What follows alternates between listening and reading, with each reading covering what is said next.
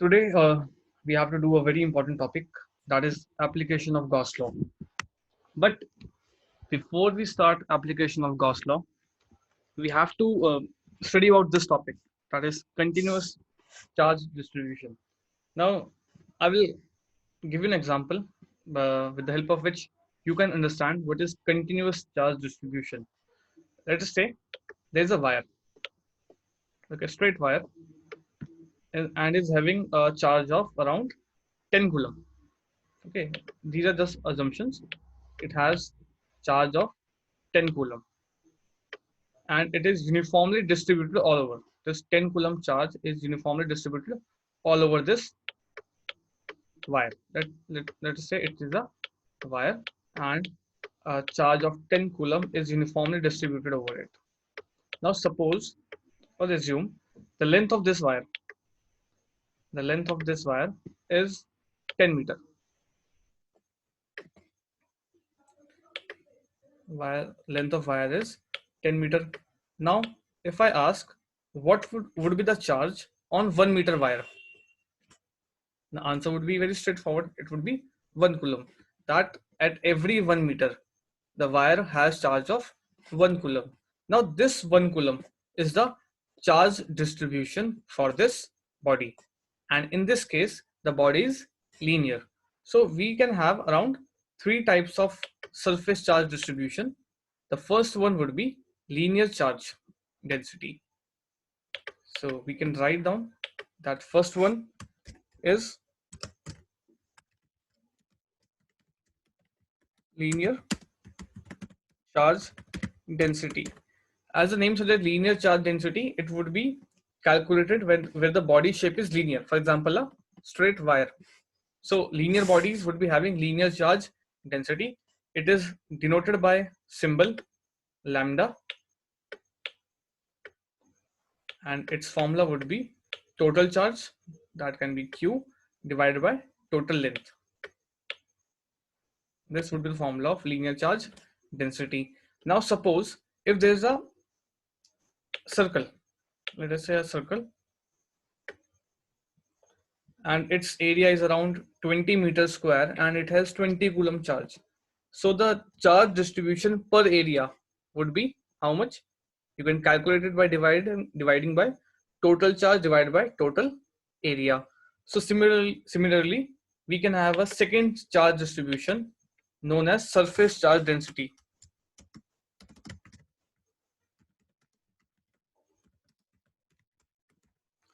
And how it is calculated? It is calculated by dividing Q by area. Symbol is sigma and its formula is Q by A.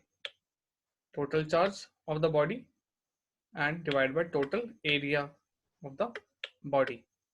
If there's a 3D object, suppose sphere, and the charge is distributed among the volume uniformly, charge is distributed uniformly in the volume, it makes our third surface charge distribution, that is volume charge density. And now you have the logic that how it can be calculated. It can be calculated by dividing charge by volume. The symbol for this is rho, that was used in resistivity or density. This is the formula of volume charge density. So we have around three types of charge distribution. One is linear, surface, and volume. Formula is very simple. If the linear body, then Q by L. If surface, it is uniformly distributed over area, then Q by A. And if it is uniformly distributed towards volume, then Q by V. So here's the first application of Gauss law, that is electric field intensity of infinitely long straight charged wire.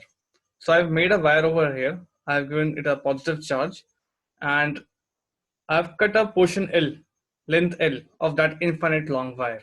So we have to calculate electric field intensity of this wire.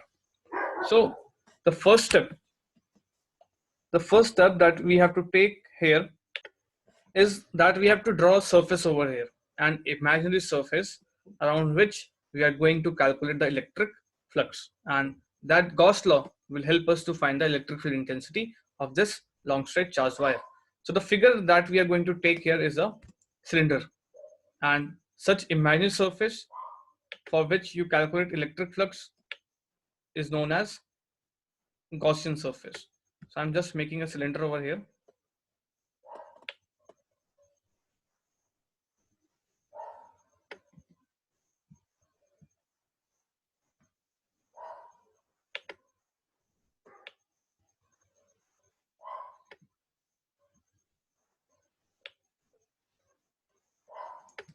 So this is the cylinder I have made. The height of the cylinder is L, that is the length of the wire, and the radius is R, that we have to suppose.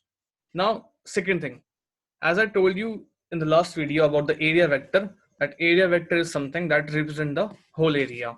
Now, if you see, cylinder has three areas: this top face, the bottom face, and the curved part. So how many area vector we have to make? Three. One area vector would be representing this upper face. The second area vector would be representing the lower face, and the third area vector would be representing this curved surface. So let us draw these three area vector. So I'm marking one area vector over here, that is for top face, second for bottom, and third would be for curved part. Now curved part you can take here also, anywhere. This is the part for dA vector for curved. Next step would be giving directions to them. The direction was always normally outwards. So this is direction for this area vector. This would be for this area vector. And this direction would be for this area vector. I hope it is clear.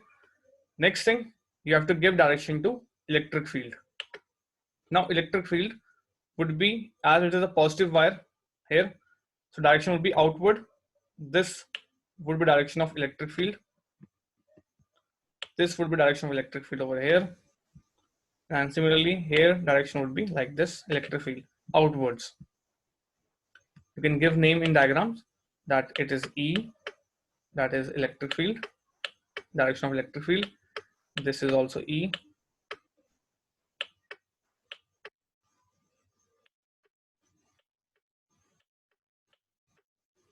And this is dA. The red one is dA, that is area vector.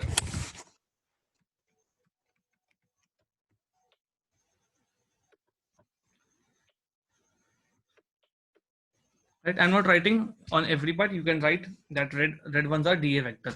Now you have to give names to these area vector. Suppose this is your first area vector, this is your second area vector, and this is your third area vector. The formula that we studied in the last video was phi is equal to E dot dA. Now your dA, how many? There are three dA vectors now. So flux, your total flux is divided into three parts. That is integration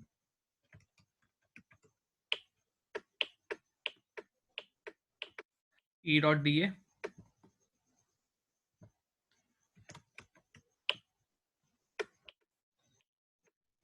for first. I'm writing here on the base of integration plus